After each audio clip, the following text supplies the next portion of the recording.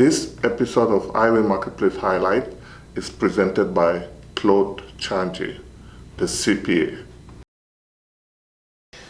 Welcome to another episode of Iwing Marketplace. I am Claude Nchanji, CPA, based in Houston, Texas. And today we will be discussing with Liz. She is a renowned fashion designer based in Cameroon, but she's visiting the US. We're excited to have her today to chat with us. Welcome, Liz. Thank you so much. How are you doing today? I'm so good. Awesome.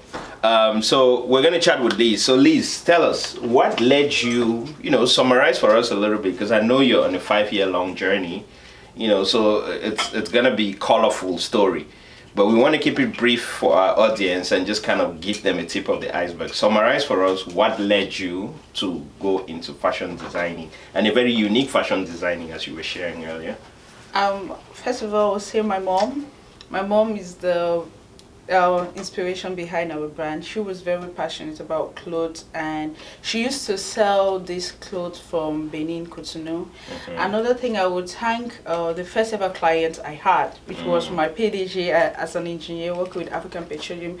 He inspired me by saying the first word, the first ever cloth I asked the tailor to make. He told me it was nice. So I think that's what really pushed me to start what I started. Okay, so PDG, for those who don't know, I'm sure is CEO, right? Yes. Okay.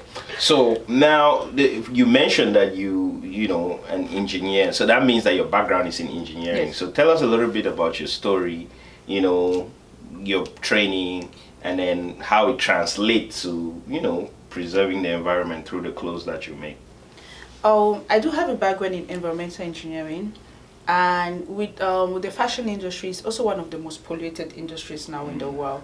And getting into that industry, I wanted to not just be there, but to be there as an engineer. So we are looking at not just the clothes, or the profit. We look at the planet and the people. So we're focusing on sustainable fashion. Sustainable fashion for us is creating jobs for the local community. Is actually putting into consideration the wages of these people. It's also talking about the fabric type. It's also talking about reducing waste. That's what we've been doing. We've tried as much as possible to tell African story via garments so as to be able to reduce waste or fast away into the environment. Exciting. Okay, so you make clothes, you're conscious of the environment. What is your audience? Who do you make these clothes for? Do you do them for men, women, children, everybody? Where can I find a piece of your clothes? Can I go online? Do you have a store somewhere? Can you tell us a little bit about those locations? Okay, we make clothes for everybody. Women, men, children, it's for everyone. But we are very, we say most of our clothes are for women, I would lie. You could find our clothes everywhere. Why I say so? Because the social media has made the world become a global world. So you could just go on social media, Margo's Mode on Facebook, Margo's Mode on Instagram, Margo's Mode on TikTok, and you find our site or our mini site on how to shop. You could also find us in our outlet, our boutique in Douala, our store, precisely Block Sonel Bonamusadi. Or you could just get to us directly on WhatsApp, which is becoming the new market. 677-345752. Okay. So one of the things that we've heard, interacting with people and different entrepreneurs, especially in fashion, is the difficulties that they've had when they started out. What are some of the challenges that you faced when you started out? And how did you overcome those to where you are today? Because I understand you're now running your business full time, right? And you're able to travel and do all of that. If you talk a little bit about those challenges and how you overcame them, how would somebody learn from your story? Okay, every day we're facing challenges, just like every other business. One of the first things we face as an African designer, as a Cameroonian designer, is people consuming local. But I want to give a special shout out to the diaspora community for what they are doing. The diaspora has proven that they can push the local products, because at first it wasn't easy. People are accepting what we do. What we do was difficult to sell because I'm not into the bridal. With events, you can just watch and maybe get a design and and do the customizing. Okay. But I had to create what is in my head and put it out there. how do people accept? It's challenging. You're doubting yourself. Will people Right. accept what you're creating? How would they take it? Would they buy it because they are buying it, or they are buying it because they want to promote a younger sister, a younger brother? So all those things run through my mind. So that's one of the first challenge when creating. Will people accept? The second challenge has been fabric sourcing. Sourcing out fabrics. Today you have this piece, because we're also looking at the global market. You don't want to move a collection, you call it a collection, and you have a piece, and after the first 5 pieces you can't find, someone is calling you that. So how do we get into those boutiques if we're not able to scale up?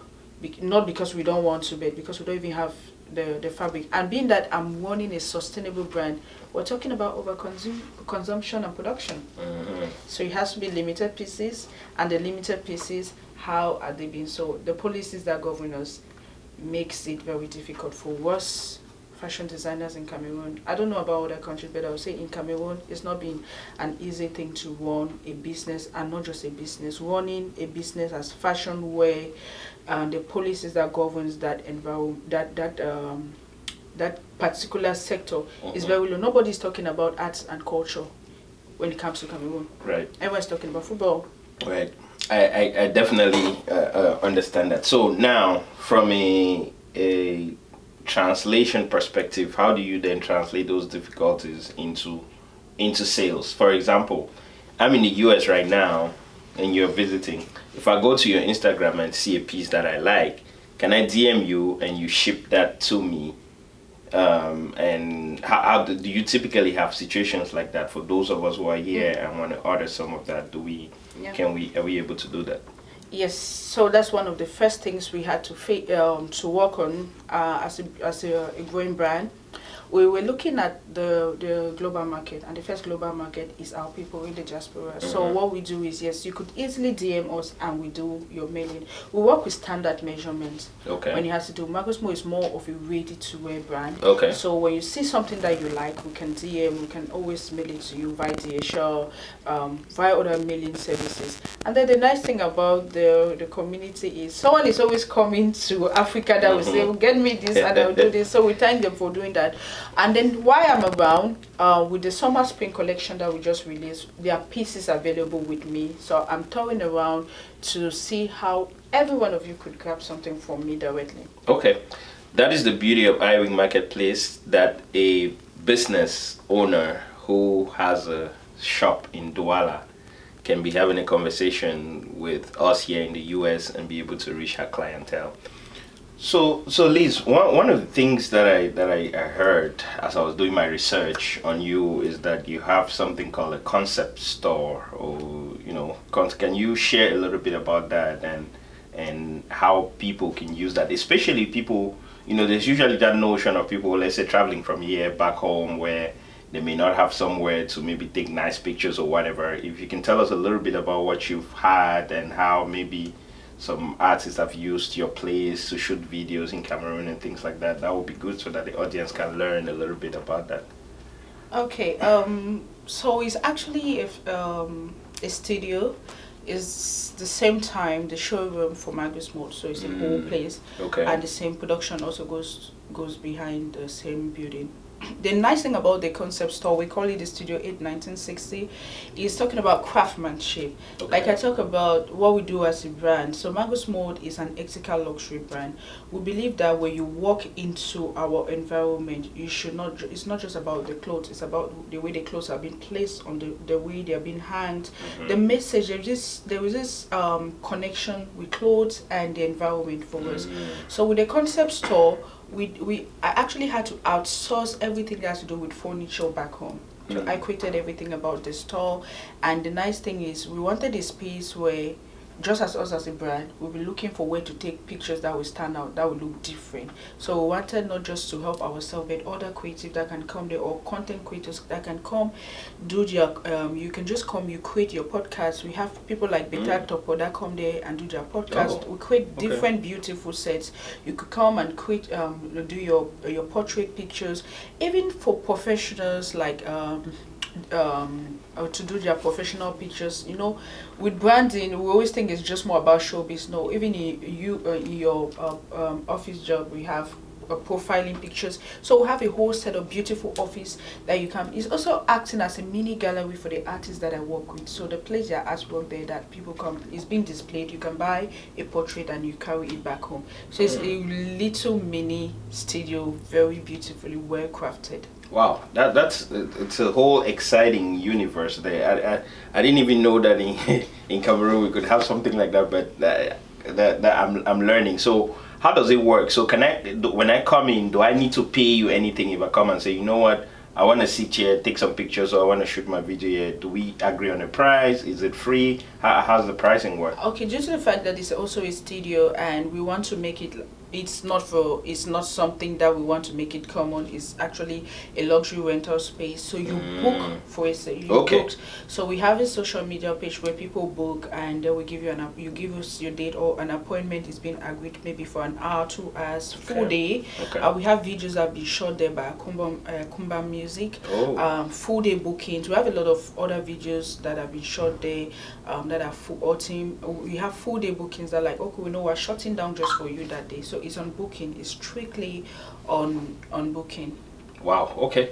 That's the exciting. Nice thing about it, you can also add additional services if you want me to be on your set, because some people want me to be there on their set. What I do is I create beautiful different set, because it's already well placed, but when you want me to bring different prompts, so I create different set. That is, you paying me now to be there to create another set for okay you.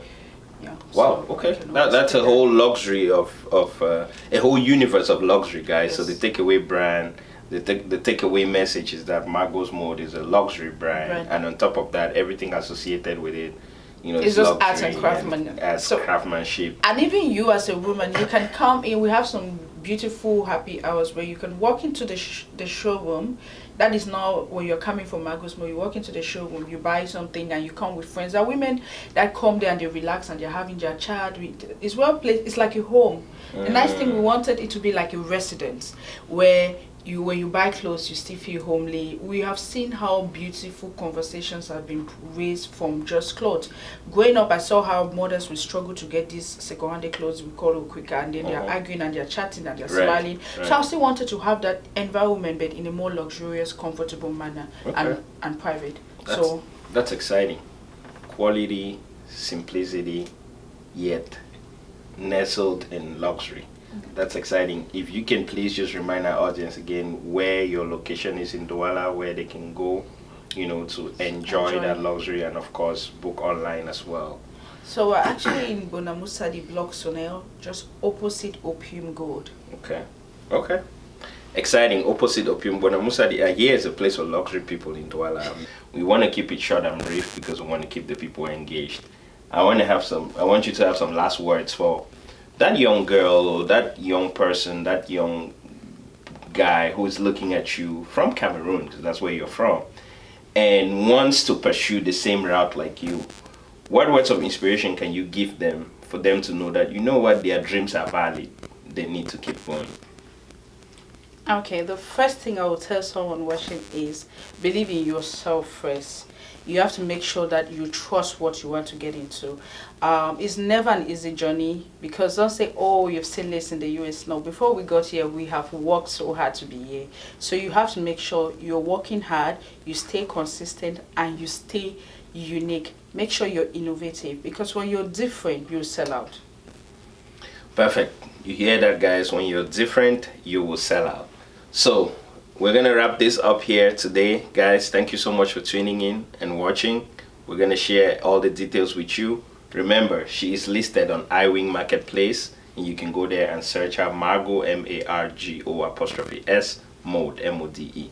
Thank you very much, Liz. It was nice chatting with you today. I'm sure we will be excited to have you around. Thank you.